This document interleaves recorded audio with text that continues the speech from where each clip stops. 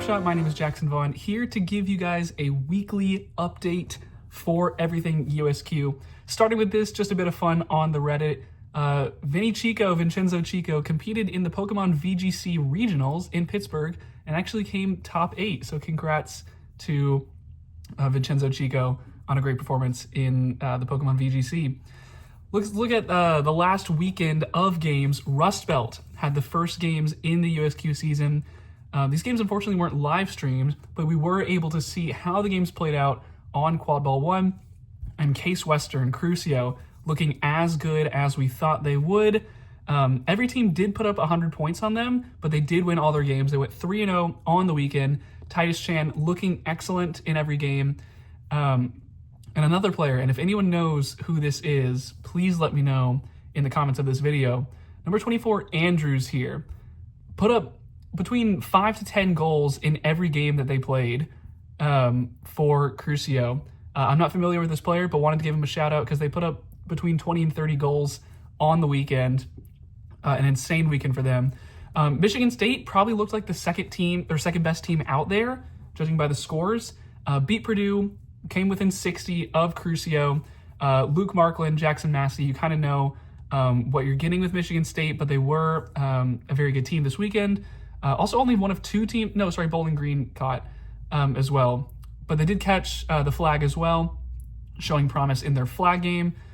Purdue had a flag catch against Bowling Green. This was their one win for the weekend for the Boilermakers. A 45-point win, just 1 point difference in the quad ball game rather.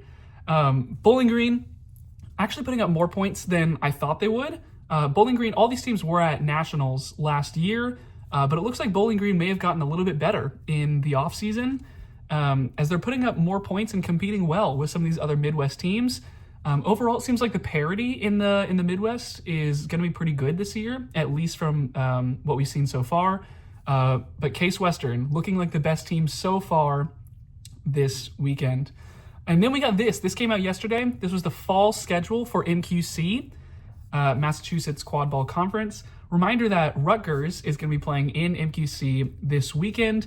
But we can see the college opener at Brandeis is this weekend. Every team will be attending.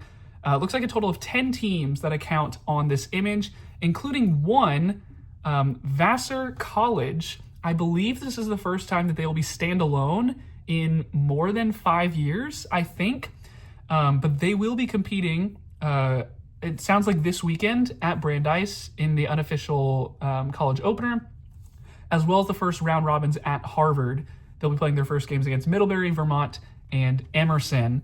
But Vassar College, I believe it looks like they played with, where's the picture? They played with the Oddballs at Nationals last year, but it looks like they should be standalone this year.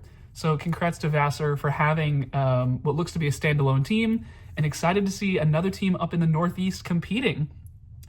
For this particular weekend, we'll talk about this in next week's update, but I expect Boston to be the best team out there. I think Brown and Middlebury are probably going to be the next best two teams. Even RPI and Harvard could probably put up a fight against Boston. And then in this group, I expect Middlebury to be the best of the four teams here. Vermont and Emerson are probably going to be the 2 and 3, just because Vassar is an unknown right now. But great to see MQC put out this schedule.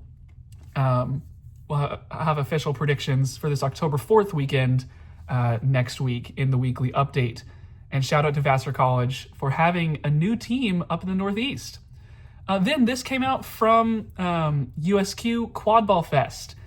Some new events this season for people that either are unfamiliar with Quad Ball or just want more opportunities to play. There's going to be a Quad Ball Fest in Minnesota, Seattle, and North Carolina at these dates here, mid-October, early November, and early December. This is a great way just to try out the sport if you know people that want to try out the sport, or you should just invite people to come try out our sport.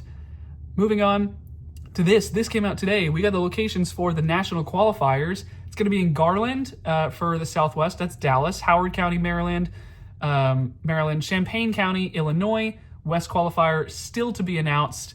I believe the Mid-Atlantic one. I think we just passed that one. But yes, these are some familiar locations. Garland in Dallas, that's where it's been past couple of years. York County, South Carolina. is where the Mid-Atlantic will be. Howard County, Maryland, that's where MLQ Champs was 2 years ago. Champaign County, Illinois, a classic place for quad ball, and the West is yet to be announced. But mark your calendars for those days for the upcoming national qualifiers. Next up, just a couple of events that are on the horizon. Lone Star Cup, this is the tournament hosted by UT, is going to be October 18th this year. We don't know for sure any teams that are attending yet. However, I would expect UT to be there. Texas State will probably be there, as well as Sam Houston. Hopefully Baylor, Sikkim will be there. For club teams, I expect Copperheads and Heat to be there. We'll see who else is able to go to Lone Star Cup, but keep that on your calendars. That's coming up on the horizon. Another tournament coming up, Trick or Beat, the 5th time this will be happening. This is going to be in Illinois this year. Excuse me. And a little bit of sneaking around on Quad Ball 1, able to get an early list of some of the teams that might be attending Trick or Beat. We can see 4 club teams on here. That's Boom Train, Brew Cities, Chaos, and Chicago United, and 3 college teams, Blue Jay, Illini, and Minnesota. And of course, if Blue Jay is there, one would expect Creighton to also be attending Trick or Beat. So just some early looks at who might be attending this tournament. This looks to be, from what I can tell, the first club tournament of the year. Oh, this is October 25th. So if any club teams are at Lone Star, those will be the first games. But this will be the last weekend before Halloween. And we'll get to see the first look at some of these contenders. Boom Train and Chaos, I expect to be the best teams out there. And Brucey's and Chicago United, it'll be exciting to see them out there as well. And then Blue Jay, Creighton, and Illini, I think can all be really good teams this year. Definitely all teams that can probably compete in D1. And then Minnesota, it's going to be good to see them on their own 2 feet and see how they're going to fare against some other Midwest opponents.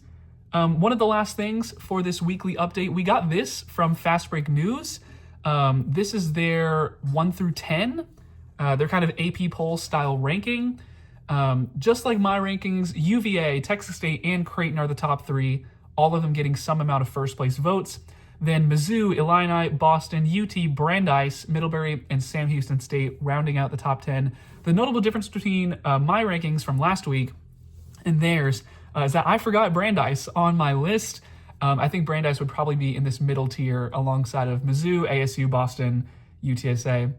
That's some of the other differences. I have UTSA and Arizona State. I think they're going to be pretty good. They have UTSA just off their list. Arizona State a little bit farther down. Blue Jay and RPI also just missing the cut here. And then Middlebury, Rutgers, Case Western, UT, and Sam Houston on my list. You can see UT in the top 7, Sam Houston, Middlebury as well. And then I had Case Western and Rutgers as well. Both teams are found in the receiving vote section of the top 10. So interesting to see Fast Break put out their top 10 here, see how they compare with mine. I'm sure these rankings will change and update as the season goes on, but UVA seems to be the top team in their rankings. I like Texas State a little bit better at the moment, but we will see how that gets on. Games this weekend should just be this college opener at Brandeis for the MQC. And then the next official game should be October the 4th at Harvard. Super excited for Quad Ball to be back. Thanks for listening to this quick news update. Have yourselves a good day.